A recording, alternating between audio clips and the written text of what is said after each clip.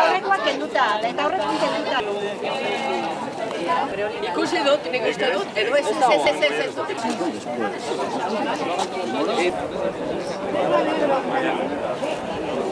Venga, encárgate.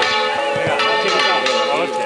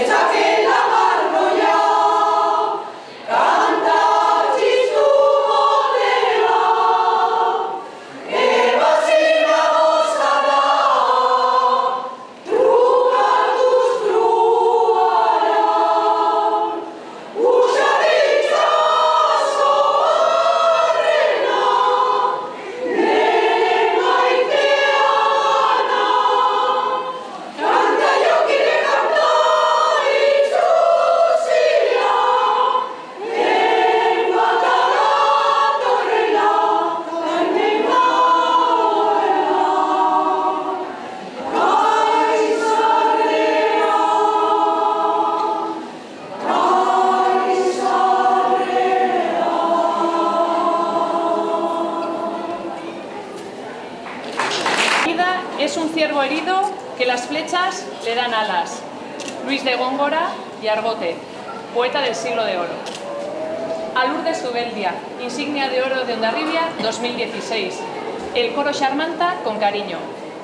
Has sido alma de Xarmanta y compañera por años. Cosechamos tu legado, impronta de nuestro coro.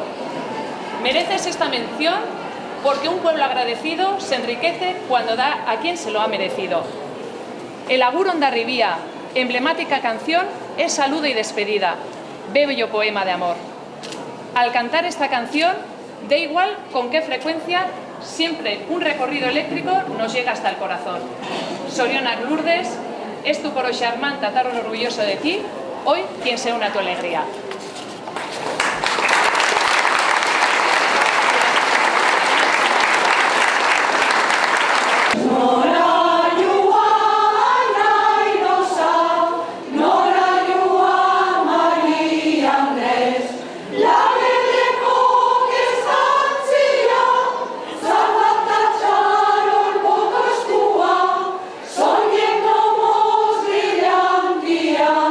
Sin cantar con la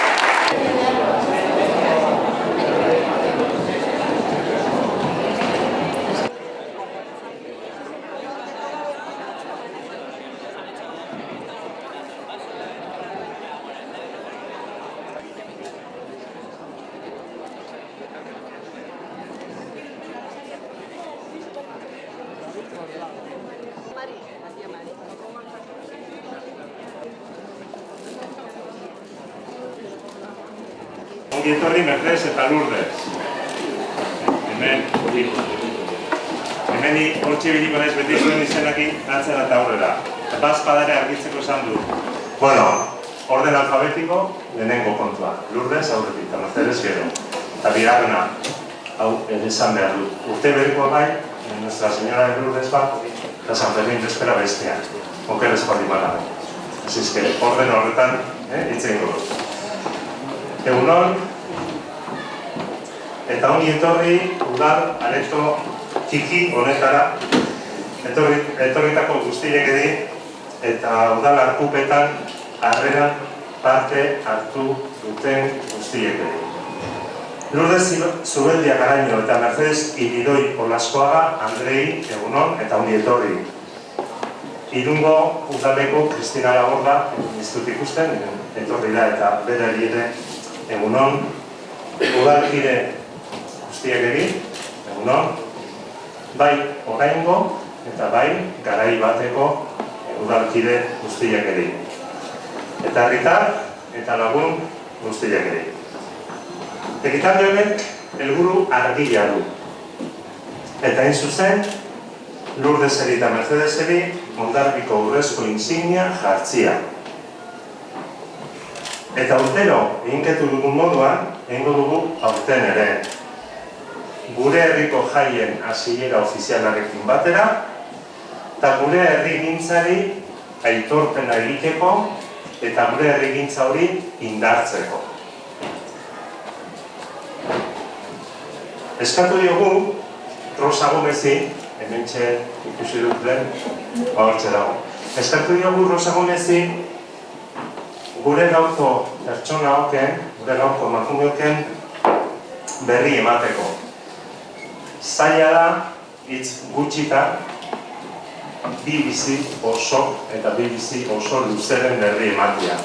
Nion bai, zertzelada batzuek, pintzelada batzuek, ematia eskatu digula. Beraz, Rosa, si te parece. Tomo una frase de Franz Kafka, gran escritor, que dijo: las manos de las mujeres adelantan mucho calladamente. Yo creo que no solamente las manos, sino el corazón y la cabeza de las mujeres adelantan mucho calladamente. Empezaré por la semblanza a Lourdes, que nació unos meses antes que Mercedes, en 1923.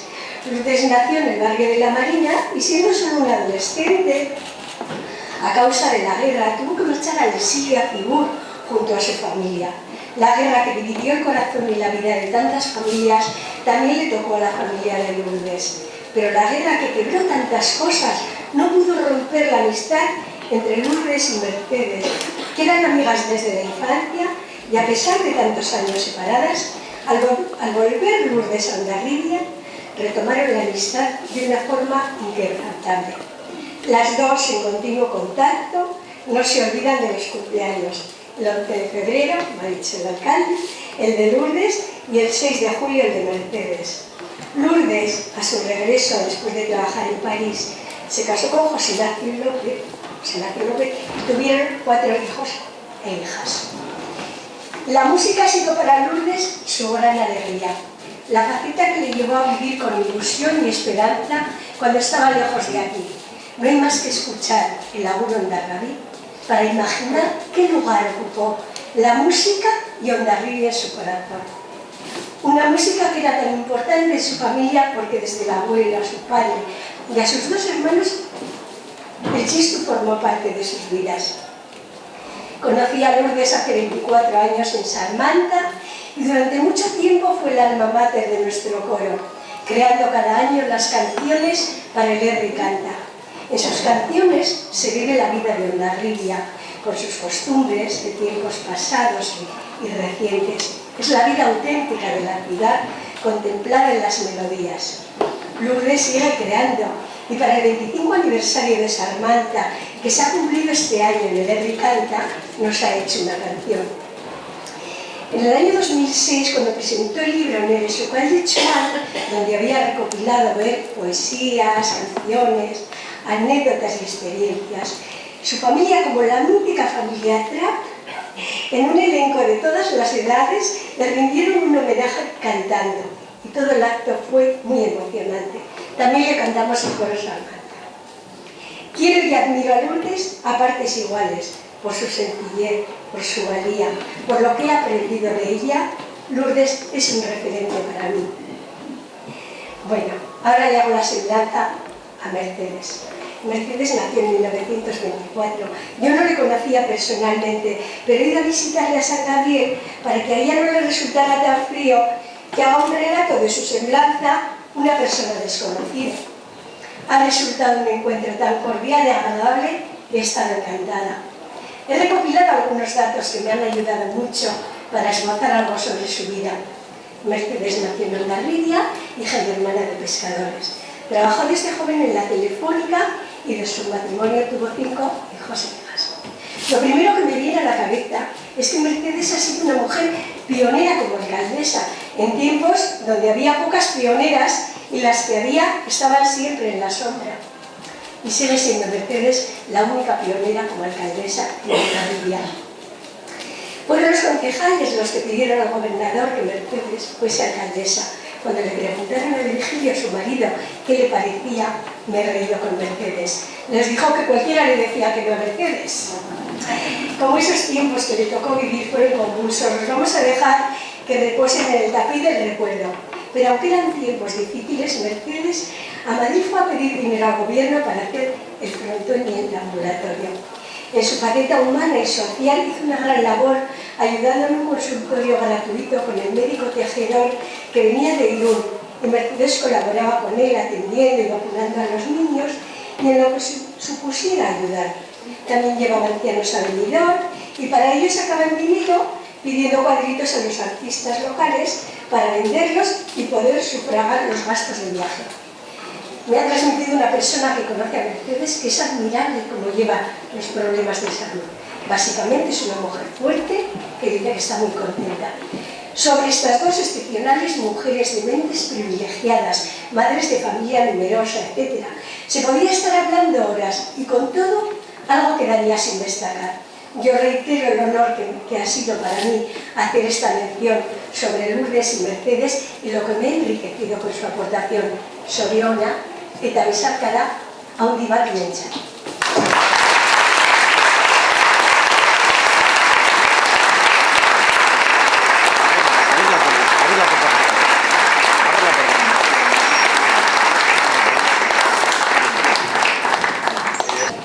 Bueno, tokiko gobernu batzarraren erabakia irakurriko dut, bi hizkuntzetan irakurriko dut, eta hain zuzen honela dio.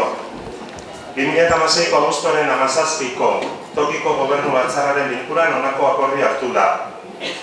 Kontuan hartuz, Lourdes Zubelia Garaño eta Mercedes Irigoyen Olaskoaga Andreek beren banakako bizialdietan bikain ordezkatzen dutela 20. mendeko eta 21. mende hasierako Hondarribiko emakumeen ekarpena gure gizartea hobetzeko antolakuntza, bizikidetza, adierazpenaren eta sorkuntzaren alorretan. Hala, Lourdes Zubeliak erbesteratzearen ondori aurre egin eta gero, bere bizipenak eta gogoetak poetikoki eta musikaren bidez adierazi ditu. Eta gure herritar askoren historia, izaera eta hitz egiteko modua kontatzen jakin du. Mercedes Irigoyen berriz, hiriko alkatesa modura herri bizitza hobetzeko ekarpena egin du. Eta duintasunezko lekukotasun eskaini digu, bera buru zen udalbatzaren kidekin batera, Hondarribian orain dela 40 urte izan zen giza eskubideen urratzeari aurre egiteko. Teniendo en cuenta que las señoras Lourdes Zubelia Garaño y Mercedes Irigoyen Olaskoaga en sus trayectorias individuales representan magníficamente la contribución de las mujeres hondarribianas del siglo XX y comienzos del XXI a la mejora de nuestra sociedad, tanto en sus aspectos organizativos y de convivencia, como en los expresivos y creativos. Así, Lourdes Zubelia, tras afrontar las consecuencias del exilio, ha expresado poética y musicalmente sus vivencias y reflexiones, y ha sabido contar la historia y la manera de ser y de expresarse de muchos de nuestros conciudadanos. Mercedes Irigoy, por su parte, ha contribuido a la mejora de la vida local como alcaldesa de la ciudad y ha ofrecido un testimonio de dignidad junto a los demás miembros de la corporación municipal que presidía ante la vulneración de derechos humanos que sucedió en Hondarribia hace 40 años.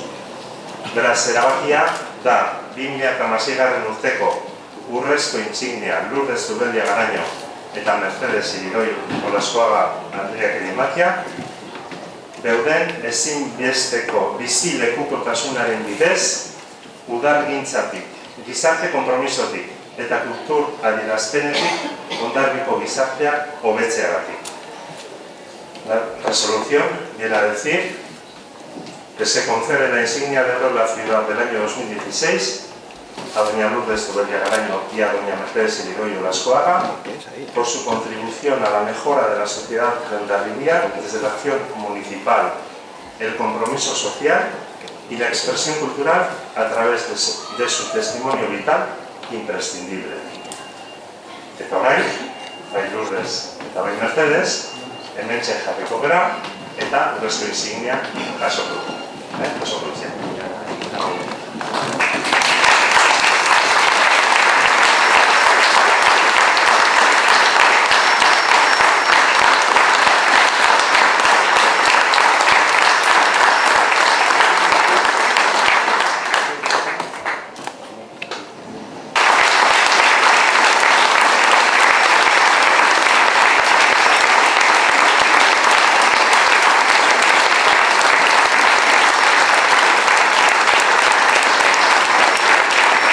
Listo? Egun onten diri. Nire esker horretan emana idiot txomin gura kate jaurari, zinegotzi eta etorri zeratek guztiei. Hasieran uste gabeko eskaintza honengatik zalantzan aurkitu nintzen. Baina Mercedesen babesak laguntu da onara torzera. Eskerrak ere adinont hauetan pos hau emateagatik. Ez dakit zer egitu da, baina hori bai, Hondarribia maite dut asko, eta bere izker berezia ere bai, bere izkera berezia ere bai. Joan aizen toki musiketara nire ginera ban dut Hondarribia, nire oroitzapen osoak. Barreko sentimentuak eta sufrimentuak, paperetan agertu arte, horrela lasaitzen ditzen. Berriro ere, bihotzez eskerrak asko, alkate jaunari, zinegotzi eta etorri zerateko zeri. Eta zuri Mertxe zorionak.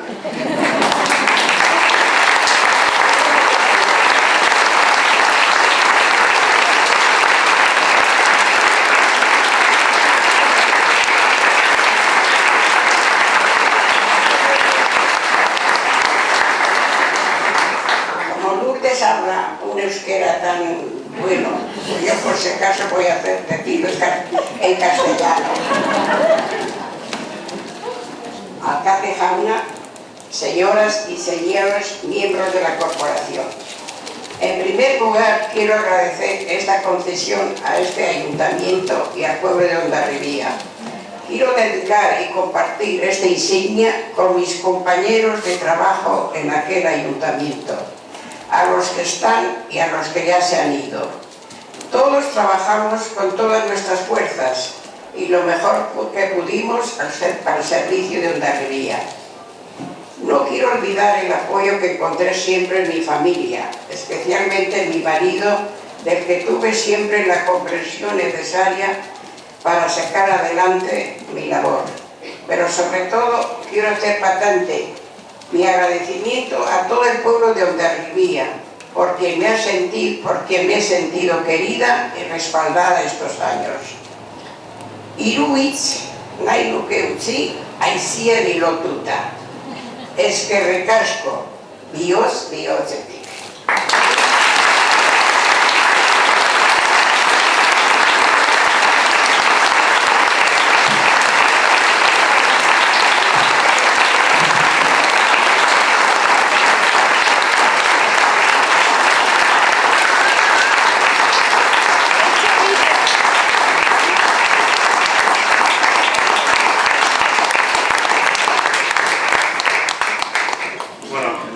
azkeneko hitzak, niri dagozkidanez, gero badugu beste kolaborazio musikal bat, eta asko eskertzen dugu gainera gaurko ekitaldiari ere ematen dion itxuragatik eta tonogatik. Eskertzen dut gainera Astun Minolen etorri deuziaren pazientzia, berotasun horretan ere barrengo bihotzen berotasunaz gain beste berotasunak ere pixkatera egiten digulako. Jaietan gaude, eta gure programan egun ekitaldiak ere dide. Eta ekitaldi horiek herriko elkartek udalarekin batera antolatu dituzte. Herritarrok herritarrekin aritzeko pentsatuak. Eskerrik asko elkarte eta herri talde guztiak eri, udalagileak ere bai, eta gurekin bat egiten duten erakunde eta enpresetako kideak eri, denaken mesederako den jai sentimentua eta atsegina partekatzeko ematen diguten aukera bikainaretan. Hortengoan ere, prest gaude, gure aurrekoek Guadalupeko Mabelginari egindako hitzematia, gure ondare bikainarekin dugun ezinbesteko konpromisoa, erantzukizunez eta respetuz betetzeko. Gizalegia eta herri lotura hobetzia denon gogo bihotzetan dugula. Jai zoriontsuak opa izan zuet, eta denon urritasuna eskaini nahi nieke jaiok bestela bizitzea egokituko zaien guztiek eri eta gurekin ez daudenak. Gora ama Guadalupekoa! Gora Hondarribia!